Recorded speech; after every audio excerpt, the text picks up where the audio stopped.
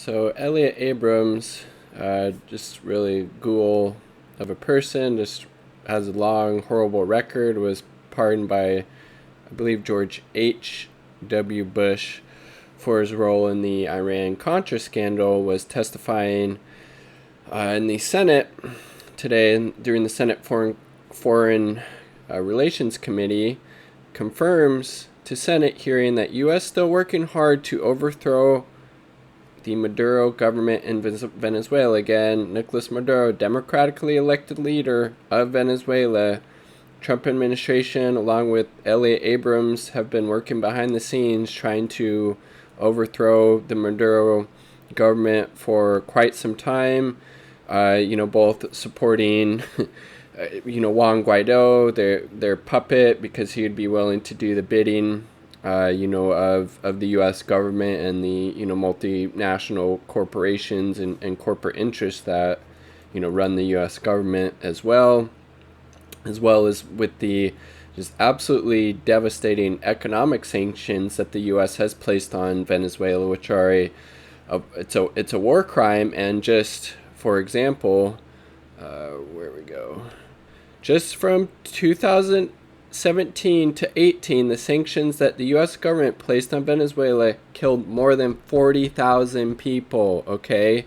This is the type of stuff the Trump administration and people like Elliot Abrams support in order to try to force Maduro out of power. They don't care how many tens of thousands, hundreds of thousands, or millions of people that they have to kill in order to get the regime in there that they want. It's disgusting. It's crimes against humanity. It's war crimes. It's horrible. So this is Abrams in his own words. Obviously, we hope that Maduro will not survive the year, and we're working hard to make that happen.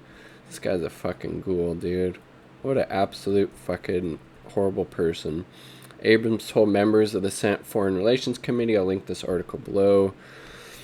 The comments by the White House's top envoy were the latest sign that Washington will continue to apply pressure on Venezuela after a year of failed attempts that have just really failed in its spectacular fashion, if we're being honest here, to install opposition leader Juan Guaido as president despite Maduro's victory.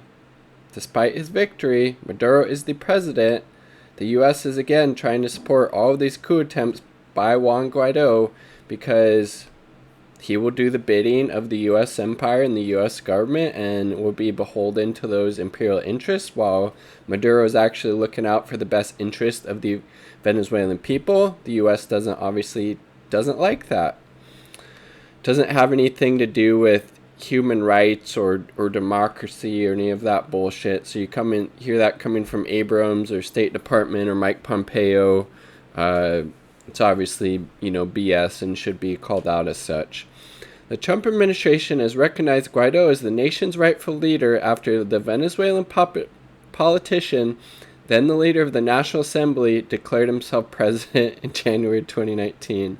Again, if Maduro was some ruthless, brutal dictator, don't you think he would have had Juan Guaido shot, killed, imprisoned by now for literally trying to overthrow his government many, many times over and failing spectacularly every time with the implicit and explicit support of the, U.S. and other imperial interests? It's a joke. It's a joke.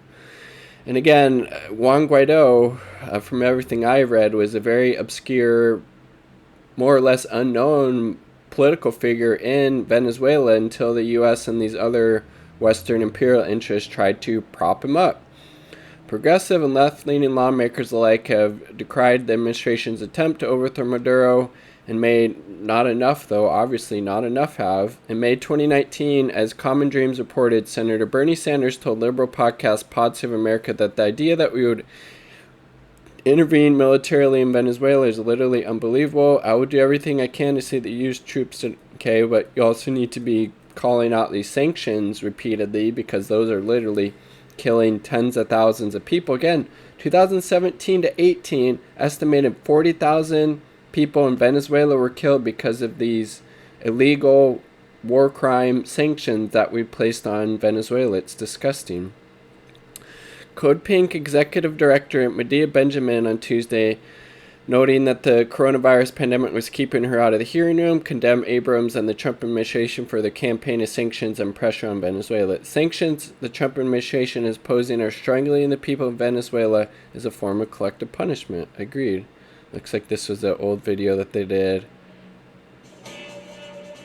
Hi, I'm Medea Benjamin with Code Pink. Check it out. Outside our nation's capital in Washington, D.C., because Elliot Abrams, the U.S. envoy for Venezuela, or against Venezuela, is testifying in the U.S. Senate about the deteriorating humanitarian and security situation in Venezuela. It's caused by the sanctions. We would be inside the hearing, protesting loudly, Abrams and probably being dragged out by police and arrested.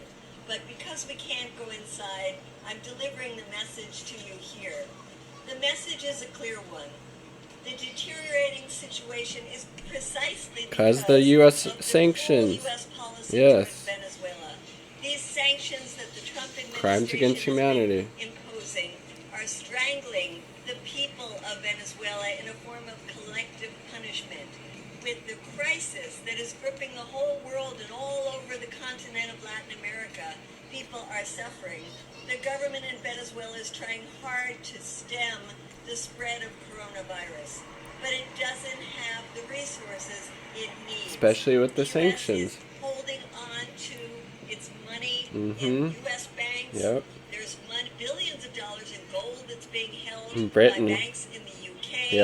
The U.S. has even pressured the International Monetary Fund not to lend $5 billion to Venezuela to deal with this crisis. The U.S. continues to stick to this failed war criminal, policy. war criminal, 18 months now they've been supporting this fascist war criminal, Guaido. U.S. puppet. Instead of recognizing that policy was a terrible failure. So our message to Elliot Abrams is a clear one. Your policies don't work. Your policies are cruel. It's illegal. time to lift the sanctions on Venezuela. It's time to let the Venezuelan people decide their fate. The Monroe Doctrine should be dead and buried. Latin America is not the U.S. backyard. Hands off Venezuela.